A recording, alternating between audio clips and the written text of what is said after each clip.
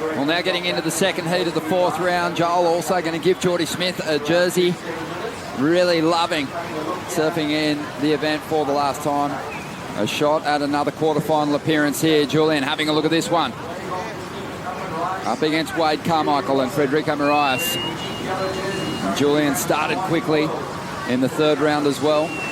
Managed to hang on to the lead. It was a pretty close battle with Wiggly Dontas. Went right down to the wire.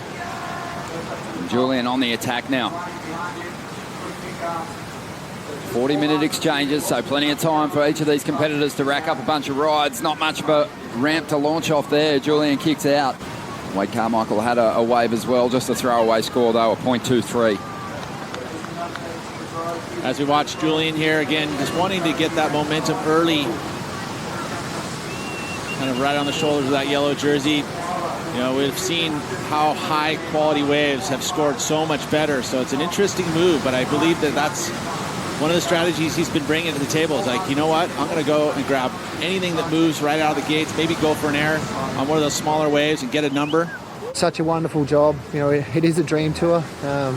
It's sometimes hard to say this is reality, and I guess for me the next step is reality. You know, I'm no longer a World Tour surfer that can always, you know, when the waves are good, I can stop everything I do to go surfing now. I guess that's the past for me now, and that was pretty special. I mean, it's funny, like growing up, Parko wasn't probably the guy I watched the most, but now that I've been on tour and gotten to know him, and just his surfing and the way he carries himself, and he's just a complete legend.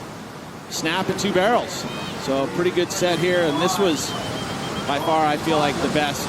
I mean, there was some speed coming off the top of that lip by Frederico that was so nice. I mean, it really set up that barrel there, and then the arc. This is why he made the final last year. He's able to accentuate those major maneuvers so well, but that mistake at the end, we've seen it cost surfers. That really being the showcase for an excellent ride. Get on those bigger set waves. Let's take a look at what we saw from Wade Carmichael. Nice quick tube, nice quick snap. This wave loads up perfectly. I mean, they've got that nice offshore breeze, and another barrel for him.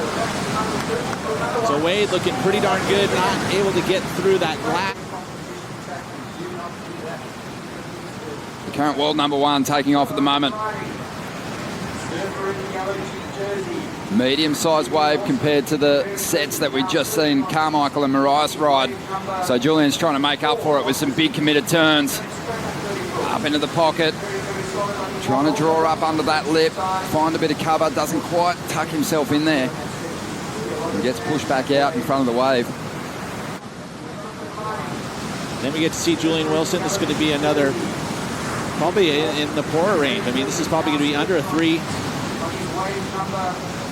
And a lot of it's got to do with the size of the wave. I mean, even though the surfing is solid as can be, anytime you have any kind of a mistake, we saw it with Connor in his earlier heat. He had a little bobble, and even though he rode the wave from top to bottom, it still came in at a mid-range 4. This one here, beautiful arc though, to see the technique with the arm driving through low on the waist. Back to the show, the Jeep leader is up at the moment. Julian Wilson on a bigger looking set wave, the biggest wave that he's had in this heat so far. Wants to make it count because we've seen some pretty impressive numbers drop for Morais and Wade Carmichael, 7.5. Wade's second wave was a 6.33, and he's up again. And the wave that he's picked off has beautiful pace. And it's going to allow him to set up some big turns on the inside here. Just transitioning through to this steep wall now. Up into the hook. Exploding through that front side arc. And now looking for a big finish on the inside. Climbs the roof. Take a look here. I mean, this was the next wave in the set, and it's obviously a lot bigger. Wade gets down the line. Beautiful first turn. I mean, that was just all the way around, full round arc. Again, driving that arm through. Doesn't bring it all the way through the waist. Just kind of keeps it behind him. Gives him a lot of control. A little different look. With this lower tide, you can see it's moving off the reef, so it's giving it a little bit better pace, but not quite as stretched out and long, you know, so you have to have good timing. As a result, gets thrown out on the flats and can't ride out of it. Frederico up. A lot of white water on the face of this one. A bumpy ride at the moment. Will it smooth out for him on the inside? Kicked it off with a big number this heat, a 7.5, and now locks into the barrel on the inside. This one's reeling, and Frederico, I saw him cartwheeling out in front of the tube. This was interesting to me for Frederico, you know, taking off in this way, but he did see down the line that it was going to probably get into some clean water, so he sacrificed this first part of the section just to steer through it, and that was actually a pretty nice turn, and then it goes right into the butter, and thinking probably that he was going to be down into that impossible section and just get completely drained, but with the lower tide, it moves off the reef and clamps down, shuts down. I was expecting quite a bit more as we get back to the lineup here. 10.5 minutes to go. Time ticking by. Wade Carmichael on the inside. Wade has to kick out and give way to Frederico Morais, who had second priority. And Fred looking so sharp through that first turn. Hammering down the line, really accelerating. Hoping this wave slows up for a moment before shutting down the inside. Beautiful big whip off the top. Moving plenty of water. Specifically here because Frederico only needs a 5.5 to get it out front, and I feel like he's done that. Hasn't really had a major turn just yet, but gets a couple of big here. Hits on the end section. That there was beautiful, just hammered it. Good variety there. 2 turns. Section right behind him, Julian Wilson, executing a classic carve as he finds his flow down the line. Big green wall to tuck into. Let's go of a nice big hook up into the pocket again. What kind of finish can he add to this ride? Nice flow. Let's see what Julian got done on the outside here. First move. Nice arc, standard, nothing super critical. This is the section that he needs to unload on, and he does. Beautiful arc. You know, but a couple pumps off the bottom.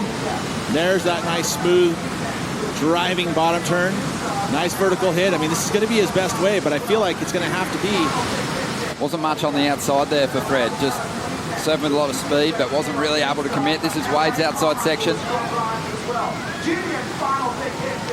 Interesting as we see 2 snaps there, but I mean, you feel like those 2 scores he had earlier, the 6.33 and the 6.67, were better. This one coming to a close. Wade Carmichael's going to take off once again here. Waiting on the numbers to come through for Wilson. It's enough. Well executed ride. And the number is in, an 8.33. He doesn't just go to second, he goes all the way to the number 1 spot. Wade Carmichael hangs on to second place. Was gigantic. And that was a huge exchange and a great pressure test for the current world number 1. That's right, and you think about the world title race and how important that was. He knows it.